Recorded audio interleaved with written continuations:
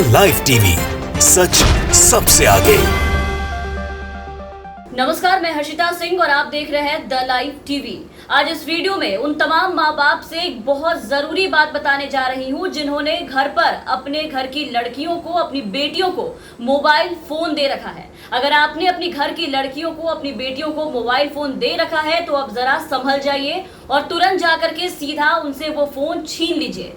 अगर नहीं छीनेंगे तो होगा ये कि आपके घर की लड़कियां, आपकी बेटियां फोन पे किसी से, लड़के से बात करते करते वहां से, घर से भाग जाएंगी, क्योंकि आपके फोन देने के कारण ही आज समाज की लड़कियां बहक चुकी हैं, बिगड़ चुकी हैं और हर अपराध का शिकार हो रही है। अब आप ये सोचें कि ये मैं कैसी अजीब सी और जाहिलों वाली बात कर रही हूँ, तो हाँ, ये जाहिलों वाली बात तो कर रही हूँ, लेकिन मैं आपको बता दूं कि ये बातें जो मैं आपको बता रही हूँ ये खुद सारे ज्ञान मेरे ज्ञान नहीं है। ये वही बातें हैं जो आज यूपी की महिला आयोग की सदस्य मीना कुमारी ने भरे मीडिया के सामने कहा है। उत्तर प्रदेश में महिलाओं के खिलाफ बढ़ रहे अपराध को लेकर के यूपी की इस महिला आयोग की सदस्य मीना कुमारी के बयान आपको सुनाएंगे, जिसे सुनकर आप भी हैरान हो जाएंगे, भौचक्के रह जाएंगे कि ऐसे संगठन से जुड़ने के बाद और एक महिला होकर के लड़कियों के लिए ऐसी शर्मनाक बयान आखिर कोई कैसे दे सकता है।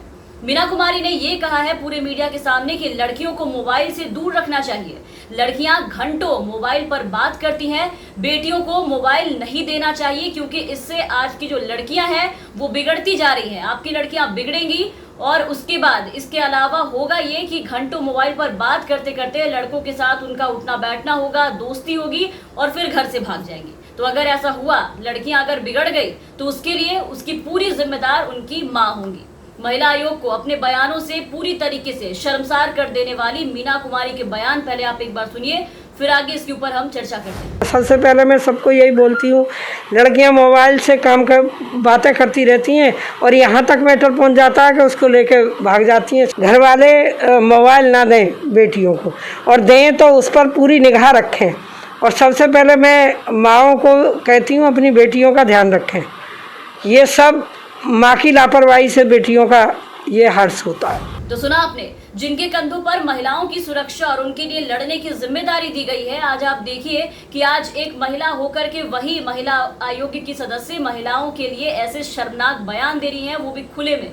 महिला आयोग की सदस्य मीना कुमारी ने लड़कियों को लेकर के ऐसी टिप्पणी की है जिस पर हंगामा उठ खड़ा हुआ है। चारों तरीके से इनकी निंदा की जा रही है। हर तरफ लड़कियों को समाज में लड़कों के बराबर का दर्जा देने की बात कही जाती है और हर फील्ड में आज आप देखिए कि लड़कियों को आगे और काफी ज्यादा अव्वल माना जा रहा है। तब आप देखिए कि अब भी इनकी सोच कितनी छोटी और कितनी ओछी है। मतलब कितनी हैरानी की बात है कि समाज में हो रहे महिला अपराध के जिम्मेदार ये उन आवारा मनचले लड़कों को नहीं मानती जो इस अपराध को खुलेआम धड़ल्ले से अंजाम देते फिरते हैं। हर एक कांड को महिलाओं के खिलाफ ये जिम्मेदार उस सरकार को नहीं मानती है आज, जो बेटी बचाओ बेटी पढ़ाओ का नारा तो देती है, लेकिन बेटियों को देश में सुरक्षा देने में पूरी तरीके से नाकाम हो चुकी है। और खास करके उत्तर प्रदेश में जो हाल हो रखा है देश की महिलाओं का, आप देख रहे हैं कि उत्तर प्रदेश में क्या हाल है। वहां की महिलाओं का हर एक दिन एक खौफनाक खबर निकलकर सामने आती है और एक ना एक दिन बेटियां किसी दरिंदे के शिकार बन जाती है। महिला आयोग की मीना कुमारी जी ये उस सिस्टम को जिम्मेदार नहीं मानती है जो एक लड़की के शव को पेट्रोल छिड़क कर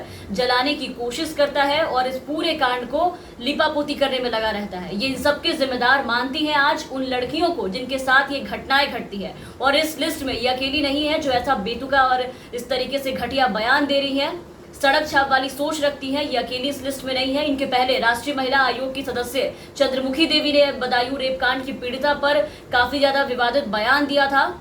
अगर आपको याद नहीं तो यहाँ पे आपको याद दिला दे कि राष्ट्रीय महिला आयोग की सदस्य चंद्रमुखी देवी जब पीड़िता से मिलने पहुंची थी तब उन्होंने ये कहा था कि संध्या के बाद महिलाओं को घर से बाहर नहीं निकलना चाहिए और अगर महिलाएं शाम के बाद घर से बाहर निकलती हैं तो किसी घर के लोग के साथ निकले, किसी के प्रभाव में महिला को कहीं नहीं जाना चाहिए और शाम को तो बिल्कुल भी नहीं। राष्ट्रीय महिला आयोग की सदस्य चंद्रमुखी देवी ने यह कहा था कि ये घटना सुनियोजित थी। महिला को फोन करके बुलाया गया और अगर उस फोन के बुलावे पे महिला नहीं जाती और अगर महिला शाम के समय जा भी रही है तो परिवार के किसी बच्चे को या फिर किसी मर्द को साथ में लेके नहीं जाती, तो ऐसा नहीं होता।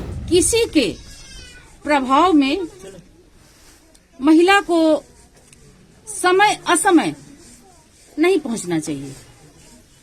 सोचती हूँ कि अगर संध्या के समय में वो महिला नहीं चली गई होती या परिवार का कोई बच्चा साथ में होता तो शायद ऐसी घटना नहीं। चंद्रमुखी देवी के इस बयान की बात से काफी विवाद खड़ा हो गया था। कई लोगों ने इसकी कड़ी निंदा की थी। राष्ट्रीय महिला आयोग की अध्यक्ष रेखा शर्मा ने भी अपने सहयोगी सदस्य चंद्रमुखी देवी के इस बयान से झट से किनारा कर लिया था। पूरी तरीके से असहमति जो है वो जताई थी। उसके बाद आप देखिए कि आज फिर एक महिला आयोग की सदस्य यहाँ सामने खड़ी हो गई है और लड़कियों के मोबाइल फोन के इस्तेमाल को लेकर के ऐतराज जता रही है। ऐसा बेतुका और घटिया बयान दे रही है जिसकी जितनी कड़ी से कड़ी निंदा की जाए कम होगी। ऐसे ऐसे बयान देकर ये उन लोगों को आश्रय दे रही है जो महिलाओं के खिलाफ रेप जैसे जघन्य अपराध की घटना को अंजाम देते हैं।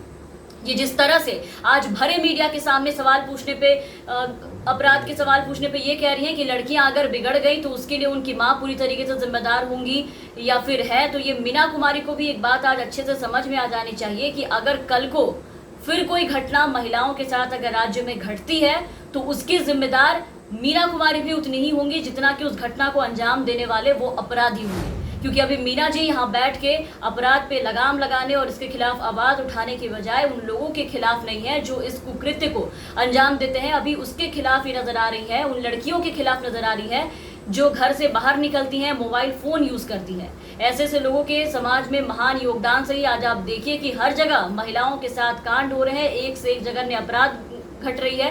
ये उन्हीं लोगों में से है जो लड़कियों के चरित्र पर सवाल खड़ा कर उन्हें बदनाम करने का पूरी तरीके से काम करती है। और इनसे भी महान है हमारा सिस्टम जो ऐसे ऐसे घटिया और ओछी सोच वाली लोगों को उठा करके महिला आयोग में शामिल करते हैं और इसे बहुत बड़ी जिम्मेदारी भी दे रखी है। तो तमाम अपडेट्स और तमाम खबरों के लिए आप बने रहे द लाइव टीवी के साथ। धन्यवाद। द लाइव टीवी, सच सबसे आगे।